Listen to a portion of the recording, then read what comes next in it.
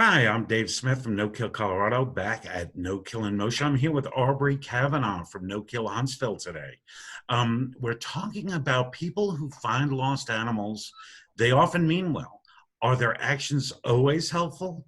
Well, we're going to talk about that today. I think me and Aubrie have similar and differing opinions on this as well. I'm going to let her start. You wrote a blog a while back. I don't remember how long it was, but it was called Please Don't Steal My Dog that I read. Why don't you tell us what you were talking about there? Well, there's a phenomenon where people find lost animals, and I think that in a lot of cases that they presume the animal has been dumped, or they presume lack of responsibility on the part of the animal owner. So what they do is they take it upon themselves to either rehome the animal or get the animal to a rescue group. And more often than not, in this day and age of social media, they do that using Facebook. They will put a post in a Facebook group. Sometimes these are private groups or they're closed groups. And they'll say, if, does anybody know who owns this animal? But if you don't, I've got to get rid of it in 2 days, right? And they're doing it within a closed universe of that particular group or page.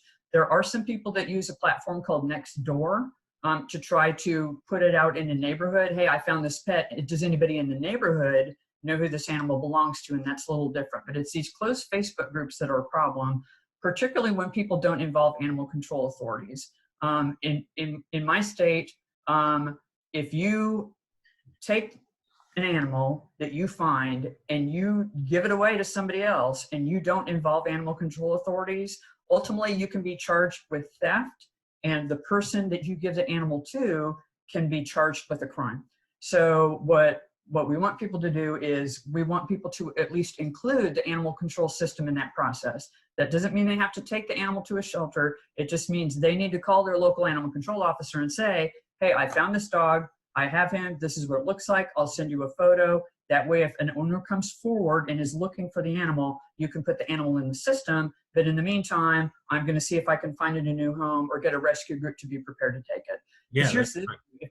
If my dog runs away, I may have to look in my area alone. I may have to look on 15 different Facebook pages to try to find my dog. And if people haven't alerted my local animal control folks, I don't have one centralized place to try to find my dog. And sometimes people don't even post on social media. So, and if my dog gets away from me, don't presume that it's because of something that I failed to do. Maybe it was, but that shouldn't mean that my dog is whisked away to New Hampshire and I never know what happened to my dog. Yeah, absolutely not. You're right.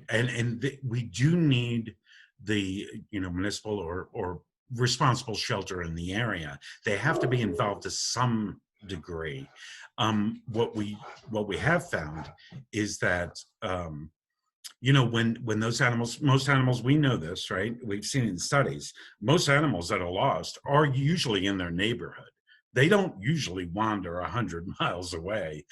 They generally stay nearby. So if that animal is there, especially if the shelter is in a weird part of town or just far away because of where you live, you're far from the shelter, bring that animal all the way there is actually it's actually an obstacle for the person getting them back. We have shelter hour problems, that kind of thing. Mhm. But the other problem is decentralization, right? Here in Colorado, I mean, I see all the lost dog and cat Facebook pages. Some are local to a locality, some are all over Colorado. Sometimes there's 2 or 3 in a larger municipality like Denver, Colorado Springs, Pueblo.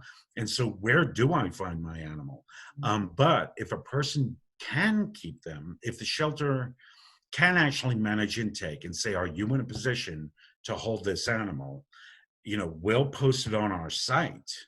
We will put it in our system and we will track you.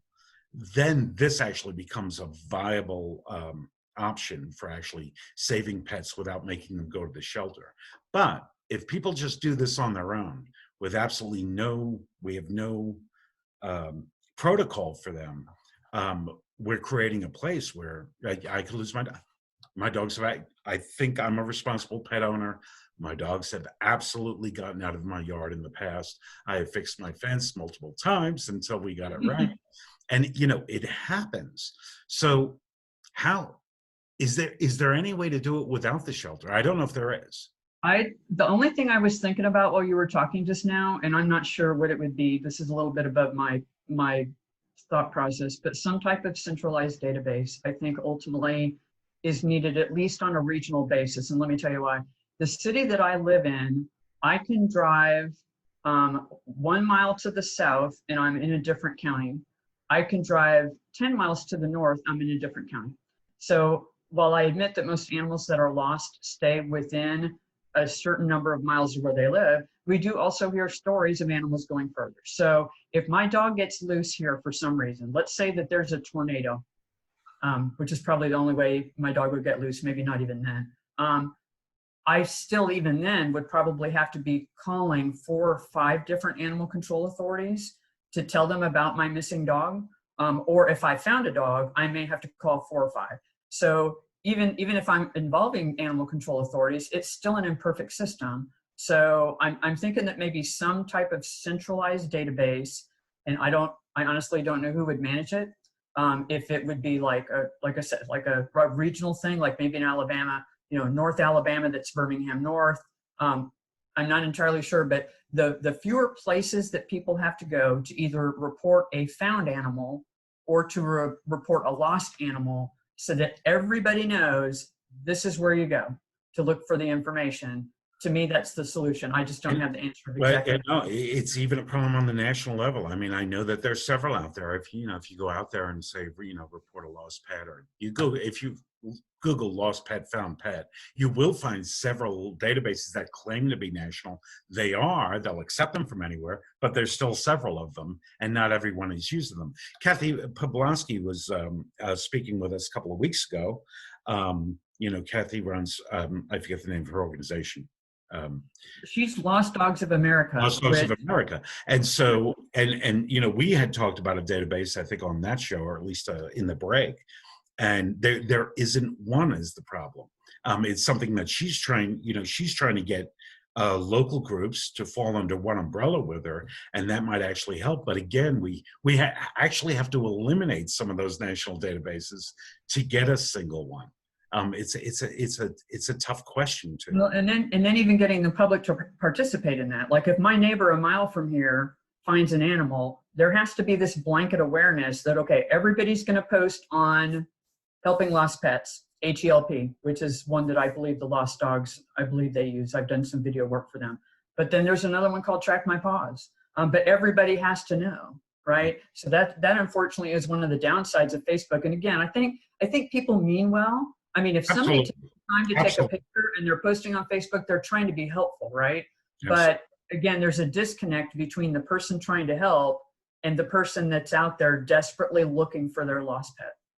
Yeah, this is a really good subject. I don't know. I mean, clearly we didn't get the big answer. I think the one thing that we both fully agree on is if we have at least the local shelters in the process, we can actually have people who find strays and don't bring them in the shelter, use managed intake to make sure we're tracking them and at least getting the word out on the shelter organizations or rescue homepages saying, hey, we have this animal, we're looking for him. We don't want to see an animal shipped, 5 states away and adopted out when it's somebody's, loved pet. Just because it's lost doesn't mean it's loved. I think we know that. We're running out of time. You have any closing remarks, Aubrie? One last thing I would say related to this subject is microchip. Yeah. I think a lot of people think that microchips are cost prohibitive. You can actually get a microchip from a lot of pet supply places and perhaps take it to your veterinarian and ask them to implant it. If your veterinarian won't implant a chip that you take to them, maybe you need a new veterinarian. But I mean, the microchip, it's a barcode underneath your animal's skin, and it helps them be identified whether they're lost or whether they're stolen. That becomes your evidence that that pet belongs to you. So please look at microchipping. A lot of places have microchipping clinics or low-cost alternatives in your area. We do chip-a-thons every now and then. Chips are 15, 20 bucks. And you would spend 15 or 20 bucks on a variety of things. So please microchip your pet.